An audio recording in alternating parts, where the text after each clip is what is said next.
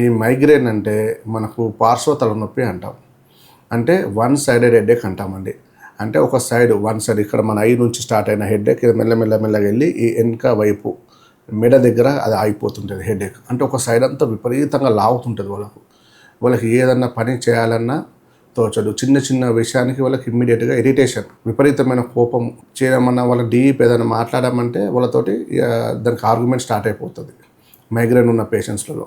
ఇలాంటివి ఎక్కువ ఉంటుందండి మైగ్రేన్లో. ఫస్ట్ మనం మైగ్రేన్లో నార్మల్ హెడేక్కి మైగ్రేన్ హెడేక్కి మనం తేడా గమనించాలి. ఇప్పుడు నార్మల్ హెడేక్ ఉందనుకోండి, అది తొందరగా తగ్గిపోతుంది, మనకి ఇబ్బంది ఏం పెట్టదు. ఒక 2 రోజులు మనం ట్యాబ్లెట్ వేసుకుంటే తగ్గిపోద్ది. అలాగే ఇంకొకటి ఏంటంటే మైగ్రేన్ హెడేక్ ఏంటంటే మనకు ఫస్ట్ సిమ్టమ్స్ నాసియా సెన్సేషన్.